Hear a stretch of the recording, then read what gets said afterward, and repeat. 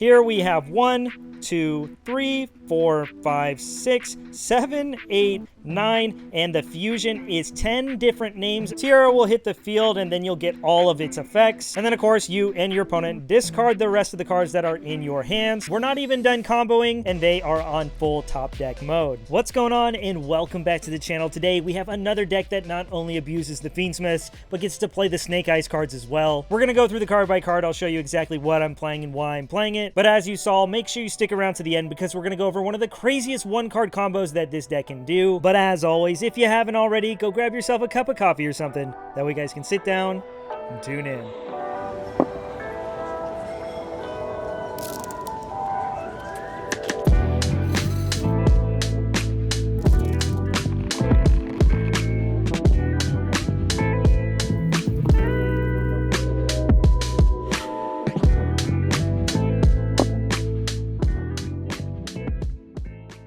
Alright, so Infernoid is one of the craziest decks out there that get to abuse the Fiendsmith cards and the Snake Eyes as well. Shout out to a real good friend of mine, Leon. They've been playing this deck for forever, and I had to try it out myself. This format is full of hand traps, but even then, if you can't hand loop your opponent, you can still usually build some kind of Snake Eyes Fiendsmith board. I'm telling you, this deck can be horrifying to go up against, but starting out with the namesake of the deck, the Infernoids. First is going to be 3 copies of Decatron, which on normal or special can send any Infernoid from our deck to the grave. Not only does Decatron's name become the name of the card you send, but it copies its effects on the field as well. The effect is not once per turn either, so with the Snake Eyes cards, we can abuse it like crazy. As we go through all the names, you'll see there are some really crazy options to choose from. But first, to go over all the other little guys we're playing, we have 1 Primaris, 1 Antra, 1 Hermetic, and 1 Petrulia. In case you don't know what Infernoids do, outside of Decatron, none of them can be normal summoned. These little guys can special summon themselves from the hand by banishing another Infernoid from your hand or the graveyard. Not only that, all these Infernoid effects typically have a quick effect they can use on your opponent's turn. In the case of all these little guys, they are essentially DD Crows. Whenever you want during your opponent's turn, you can tribute any monster in the field and then rip any card out of their graveyard. They also have on-field effects that you can use on your turn. Petrulia is basically an MST, being able to destroy a spell or trap. Armatic can destroy any monster. Antra can bounce any face-up card back to hand. Primaris isn't the best, but it can shuffle any set card back into the deck, basically baiting out your opponent's imperms. One thing to note though is you can only summon these Infernoid monsters while the levels or ranks on your field equal 8 or less. What this basically means is if you have a level 8 on the field, you can still summon your Infernoids, but the second you pass that 8 threshold, then now you can no longer bring out more bodies. But again, this is a link summoning deck, so it's very easy to get your levels back down to 0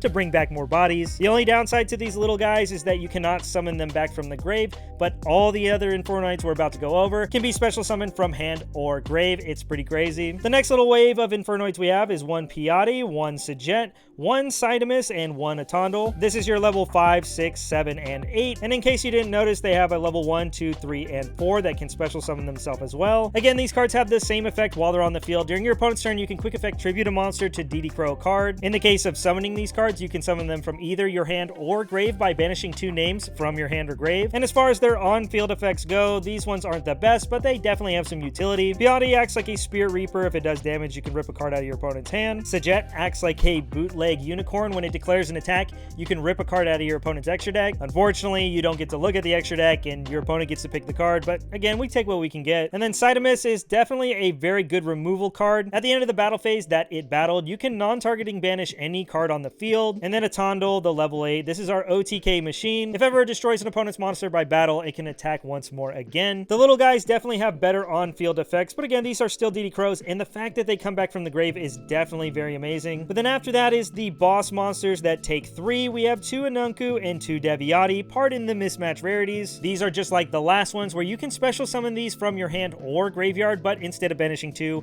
like I mentioned, you have to banish 3. On summon, these are basically board wipes, where Anunku on summon can destroy all monsters besides itself, and Deviati is a heavy storm on summon. Another thing to notice, these have quick effects as well, but you can use them during either player's turn. Rather than tributing a monster to DD Crow card out of your opponent's grave, Anunku Fu is a spell trap negate, and Deviati is a monster negate. Obviously, this is really great. You can wipe the field and then have protection as you're building your board after. Another thing to note is you can send these with the Decatron, and then now you get the negate with the Decatron before you start comboing. I really wish I could run one of each of these. You definitely have to play multiples of something. On the chance that you do draw some of these Infernoids, you need other names in the deck. And while these are the most bricky of all the cards, at the end of the day, they are the strongest cards for the deck, and that's why we've played 2 of each. But that's it for the Infernoids, and they really are the bread and butter of this deck. As mentioned, Decatron is a level 1 fire, so it's so easy to abuse with the original Simple Spoils. Our Snake Eyes engine is very standard, basically the same thing every other deck is playing. 3 Ash, 2 Poplar, 1 Oak, 1 Flamberg, 1 Snake Eyes Diabellstar, and 3 Diabellstar the Black Witch. Again, I don't have to explain why we're playing these ratios, but just know that we can summon Decatron so many times in a turn thanks to these Snake Eye cards. But after that, we do have another engine, as mentioned, that makes this deck so crazy. We have the Fiendsmiths, and of course we're maxing out on them. We have 3 Engraver and 1 Lurie. I'm sure you're all very familiar with how the Fiendsmith cards already complement the Snake Eye engine. Not only is it potentially a 1-card starter to get you into your full Snake Eyes combo, but the Snake Eyes engine will branch into these cards to extend their combos even further. Plus, not only are the Infernoids fire monsters for the fire synergy, but they're also fiends, so there's synergy there with the Fiendsmith engine. Of course, they're not light, so they don't synergize perfectly, but the fact that your fusion monsters for the Infernoids are fiends as well really makes some insane plays that this deck can do. Of course, we have our spell cards for our engine, 3 Bonfire and 3 Wanted. Then there's the one-ofs, the Temple, the original Simple Spoils, which is the best way to get access to Decatron. And of course, for the Fiendsmiths, we have the 1 track. Standard, staple, nothing you haven't seen before. We are playing 60 cards, but it doesn't matter because we have so many different starters and extenders in this deck. A good portion of the deck is honestly just hand traps, which is a requirement in this format right now, unfortunately. But by playing 60, not only do you minimize the odds of drawing too many Infernoids in your opening hand, but again, all you really need is a couple of bodies on the field anyway to start doing your Fiendsmith combo regardless, so it doesn't really matter. After that, it's just a couple of 1-ofs. We have a 1-for-1. Obviously, this can get you into your Snake Eyes combo. It also gets you the Lurie, which basically gets into your Fiendsmith combo. And again, Decatron is a level 1 as well. This card is so insane because it gets you all 3 engines. We're also playing an instant fusion, which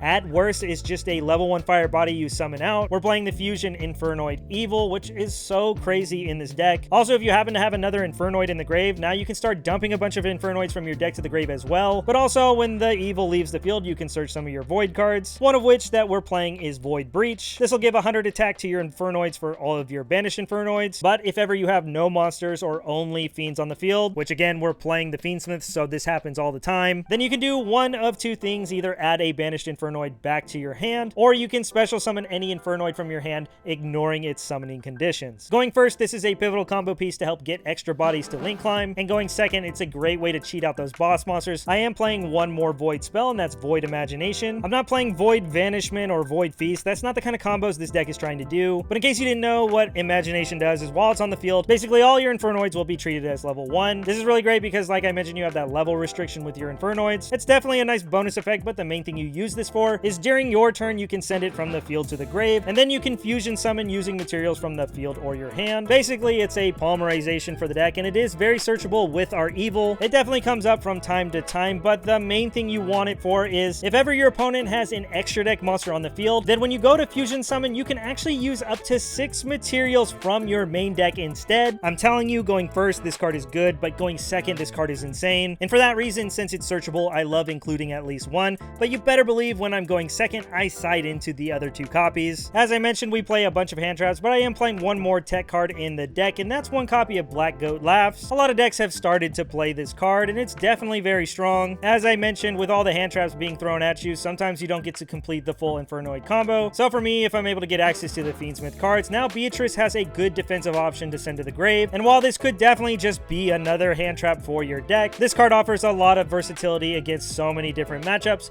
and for that reason, I wanted to include it. And now, speaking of hand traps, we have a bunch of them: 3 Imperm, 3 Valor, 3 Nibiru, 3 Ash, and then I am playing 4 Bestials, and 2 of them are our Druid's Worm. As we've all seen, hand traps have panned out to be one of the best ways to go about this format, and I definitely appreciate the quality that these cards offer. But speaking of quality, I have fallen in love with Imperium Duelist has some amazing products. Today's deck is actually sleeved in the Pegasus White tournament level sleeves. These really are some of the smoothest sleeves I've been able to play with in some time. They also have the Minotaur tournament level sleeves as well, with a matte finish on the back, but some new sleeves they just dropped are these Fortress oversleeves, and I'm currently using them on my extra deck paired with the SP Little Knight sleeves. Not only do these feel super smooth and easy to shuffle, but of all the oversleeves I've been able to use, these by far feel like the most durable and sturdy of them all. So whether you're double sleeving your entire deck or just protecting some of your high rarity cards, make sure you check out the link down below where all these products will be available. Imperium has also just released a new cloth playmat that features the Millennium Key. Plus, I'm going to be giving away a bunch of this stuff at YCS Sacramento, so make sure you find me. They also have a new Chainsaw Man deck box. Any of the deck boxes you get from them are extremely high quality. Not only will they have room for all your cards, but the dice as well. And if you're looking to help the channel out, make sure at checkout you use Coffee10. Not only will it save you 10% off your entire purchase, but a portion of that order comes back to the channel, and it helps me make content for you. But now hopping into the extra deck for the Fiendsmith stuff, of course we have the 1 Moon, the 1 Sequence, and the 1 Requiem. Again, not much to explain here, just standard Fiendsmith stuff. Sequence is probably the most important card in this deck because obviously we have the Fiendsmith fusions to go into, which definitely set up some rank 6 plays, Beatrice being the main one. But again, the Infernoid fusions are fiends as well. The fusion monsters you can make only have to be a fiend. There are so many different lines and ways you can play out your hand, all thanks to these cards, and of course Beatrice giving you so many different options. Normally you make it by going into Lacrima, but usually you don't have to even take this route. Normally it's the Infernoids you're trying to fuse into with our Fiendsmith cards. This is why we're not playing Disarray, but you definitely want this Lacrima in the extra deck. Again, setting up rank 6 plays, especially through hand traps, is so important. As for the first Infernoid monster we're making, it's Infernoid Tiara. In order to make it, it takes a Nunku, Deviati, and then 1 or more Infernoid monsters. Depending on how many Infernoids you use, you get different effects. If you use 3 or more, then both players send 3 cards from their extra deck to the grave. But then if you use 5 or more, then both players not only will have to get rid of 3 extra deck cards, but you also both will send 3 cards off the top of your deck to the grave. If you use 8 or more, not only do you get the other 2 effects, but then each player returns up to 3 cards from their banished to the grave. I don't know what my opponent's going to be doing, but I know I'm going to be banishing a bunch, so this definitely helps this deck and it's part of the combo. And then lastly, if you use 10 or more, not only do you get all the effects above,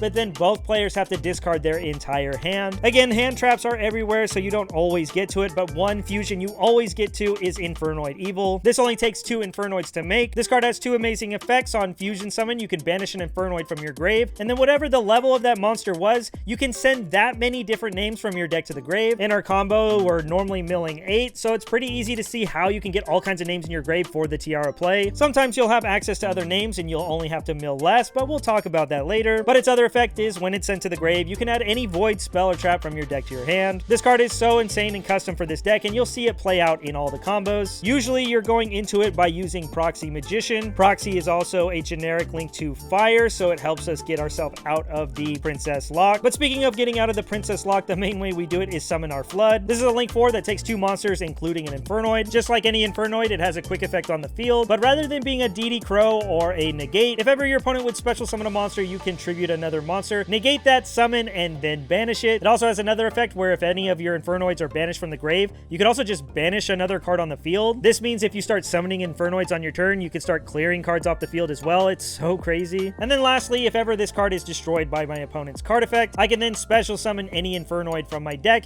ignoring its summoning conditions. Obviously, you can tell that's so crazy. After that, just generic Snake Eye stuff. We have the Relinquish, the IP, the SP, the Hida, the Promethean Princess, and then I'm playing Appaloosa. But test it all out yourself. This deck is so much fun to play, and I really mean it. There are so many different lines and avenues to go about building the board. But now, without wasting any more time, let me show you this amazing 1-card combo this deck can do. Alright, here we go. The 1-card combo. All it takes is, of course, Snake Eyes Ash. Once again, big shout out to Leon for showing me the basics of this deck. So to show you the power of what just 1 card can do, of course, we're going to normal summon Snake Eyes Ash, and we'll use its effect to search. Here, of course, we'll grab Poplar, which will then summon itself, and we'll use its effect to grab the original from our deck to hand. Right away, we'll fire it off. We'll send Poplar to grave, and here we'll get access to our Infernoids by summoning our Decatron, and now Decatron effect will activate as Chainlink 1 and Poplar's Chainlink 2. This will go ahead and put itself back in the back row, and now we can send our first name. In this case, I'm sending a Tondel. It's the level 8. This means later in the combo, I will be able to send 8 different names from our deck to the grave. If you happen to open some of the names in your hand, don't worry. You have a bunch of ways to discard cards, plus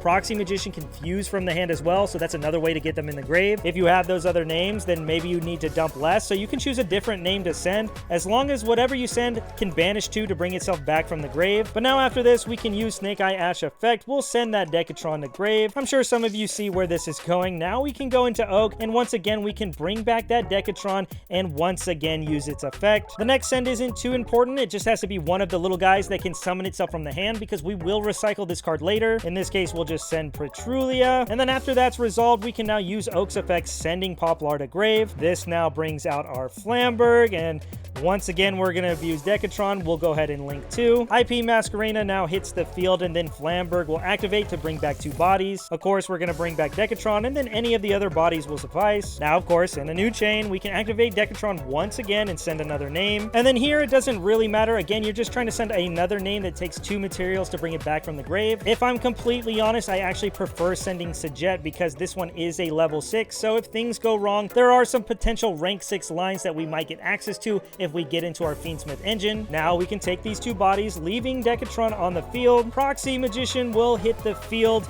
and now we need that second Infernoid. So now we'll bring back that Atondel from the grave. We'll banish these 2 names from our grave. Atondel will hit the field, and now we can activate our Proxy Magician effect. We have 2 Infernoids that will let us go into our Infernoid Evil. On summon Infernoid Evil, we can banish this Atondel, and now we can Foolish Burial 8 different names from our deck. Here we have 1, 2, 3, 4, 5, 6, 7, and 8. Now that that's resolved, we can go ahead and keep comboing. Now that our grave is full, we can continue to link summon, and in this case, we're going to go into our Moon of the Closed Haven. When that hits the field, our Evil will now activate, letting us search any of our void spells. This is where we'll add that Breach, which we can activate right away. Since we have only fiends on the field, we can recycle one of these names back to our hand. This is where we'll add one of the names that summons itself from the hand. Again, it didn't matter which one it was, but you need that body. So Breach will activate, Petrulia gets added back to hand, and then from here we can go full Fiendsmith combo. We'll link into Requiem and then tribute it off, summon Engraver from the deck. Next, we can go ahead and summon the name we added to our hand by banishing a name from the grave. Usually you'll have an extra Decatron, or if you had to go out of your way, you'll have a double of one of the boss monsters as well. That's why we play multiples, but whatever the multiple is that you wound up sending to the grave,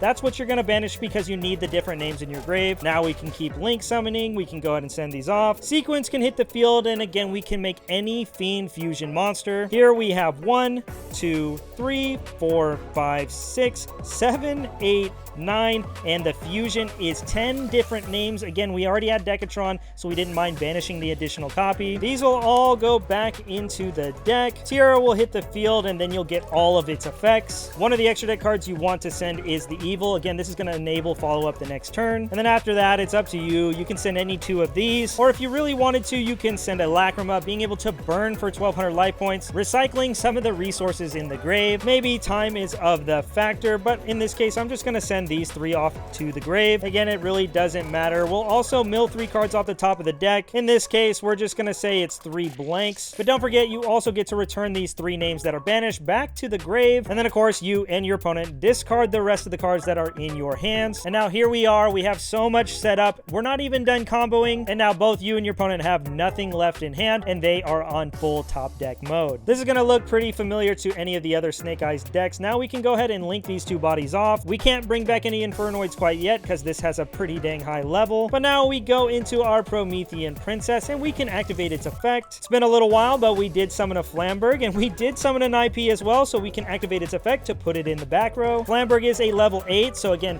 anytime it's 8 or lower, we can summon Infernoids. So in this case, I'll banish that other Decatron, and of course, the fusion monster is an Infernoid as well. Sajet hits the field. Technically, now I can't summon any other Infernoids because I'm above level 8, but that doesn't matter because we're firelocked, but I have an Infernoid monster on field. Now we can go into our Flood. So again, your opponent's top decking. You have a Solemn Warning on legs. You have the Flamberg on the field. Of course, you can bring out the IP, go into SP Little Knight. If you wanted, you could have left the Appaloosa in your extra deck if you think you might want to tag into that instead of the SP. Definitely something worth considering. But again, the Flood is a Solemn Warning as well. So whether you're tributing off something that's on the field, or you can even tribute off the Flamberg, negate the summon, and then float into more of your Snake Eyes to get follow-up on the next turn. Obviously, basically this will bring back everything, and then all of these cards will search. You'll get yourself a Temple, and of course you can grab a Snake Eyes Ash, but you can even grab a Decatron if you wanted more Infernoid follow-up. Like I mentioned, anytime you can IP effect. SP Little Knight can banish another card. Again, your opponent's playing with one card in hand, so this should not be coming up. They should have just scooped right away. You also have Princess in the grave that can destroy one to pop a card. I'm telling you, the deck is pretty crazy, and this is just the basic one-card combo. There are so many different avenues you can take. Thanks again for tuning into the video. I really appreciate all the support. Make sure you check out the link to Imperium Duelist down below and use code COFFEE10 at checkout. Hands down, this is one of the funnest decks I've gotten to play this format, and as degenerate as it is, I get to have fun while doing it. But that's gonna wrap things up for today's video,